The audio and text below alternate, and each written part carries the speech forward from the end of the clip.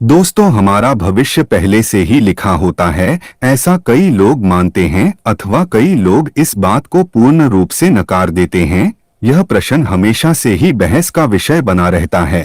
कहा जाता है कि जैसा हम इस जन्म में करते हैं वैसा परिणाम हमें अगले जन्म में मिलता है, जो कि कुछ हद तक यह बात सही भी है।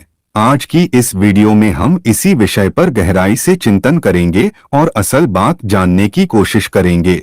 नमस्कार दोस्तों, स्वागत है आप सभी का हमारे इस चैनल भक्ति का ज्ञान। आज हम कुछ पौराणिक कथाओं और शास्त्रों की सहायता से इस बात को समझने की कोशिश करेंगे कि वाकई भविष्य पहले से ही लिखा होता है या फिर हमारे कर्म हैं जो हमारे भविष्य की धारा को सुनिश्चित करते हैं। तो चलिए शुरू करते हैं आज का यह टॉपिक। दोस्तों, कृष्ण कथा में हम देखते हैं कि आकाशवाणी हुई थी कि देवकी का 8वां पुत्र कंस का वध करेगा, लेकिन कंस ने यह बात सुनकर कहा कि वह मेरा वध तो तब करेगा जब मैं उसको उत्पन्न होने दूंगा। इस सोच के साथ जब भी देवकी के कोई बच्चा जन्म लेता तो कंस वहां आकर उसके जन्म से कुछ घंटों के भीतर ही मौत की नींद सुला देता था। लेकिन जब देवकी के 8वें पुत्र की बारी आई तो विधि विधान के साथ जन्म भी लिया और बाद में कंस का वध भी किया। ऐसा इसलिए हुआ क्योंकि कंस की मृत्यु की भविष्यवाणी हो चुकी थी। साथ ही कंस के जन्म से ही लिख दिया गया था कि उसकी मृत्यु कैसे होगी और किसके हाथों होगी। यही नहीं दोस्तों, इस संसार में जो भी मनुष्य जन्म लेता है उसके बारे में भविष्य पहले से ही लिख दिया जाता है। मनुष्य का जन्म कैसे होगा, कौन सी जगह होगा और उसके जीवन में कौन कौन सी परेशानियां आएंगी, यह सब विधि का विधान है और इसे चाह कर भी नहीं बदला जा सकता। इसके साथ ही आपको यह बता दें कि कई ऐसे पौराणिक शास्त्र एवं ग्रंथ मौजूद हैं जिनमें कई महापुरुषों के भाग्य पहले से ही लिखे होने के प्रमाण मिलते हैं। जैसे हम रामायण में देखते हैं कि यह पहले से ही तय था कि भगवान श्री राम को 14 सालों का वनवास मिलेगा, अर्थात इसके पीछे का कारण भगवान श्री राम के हाथों रावण का वध होना था। इससे आप ही सोचो कि अगर माता कैकेयी मंथरा के बहकावे में ना आती, ना ही श्री राम को माता सीता के साथ वनवास के लिए जाना पड़ता, तो सोचिए रावण का वध श्री राम के हाथों कैसे संभव होगा।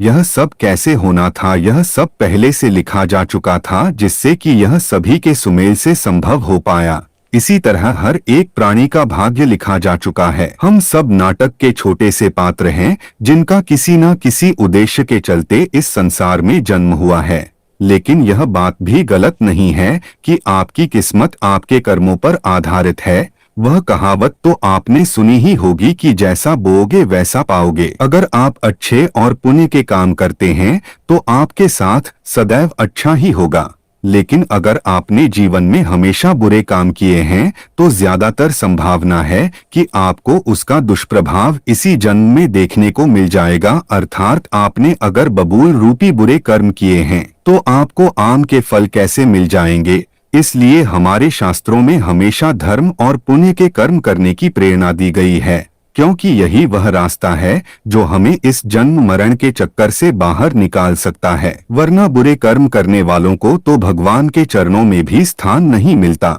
यही नहीं दोस्तों, तुलसीदास जी ने भी इस बात को स्पष्ट रूप से एक चौपाई में कहा है कि कर्म ही प्रधान है, यानी कि जैसा मनुष्य कार्य करेगा वैसा उसे फल मिल जाएगा। इसी के साथ एक यह बात सामने आती है कि पांडु पुत्र अर्जुन के हाथों कर्ण का वध हुआ था।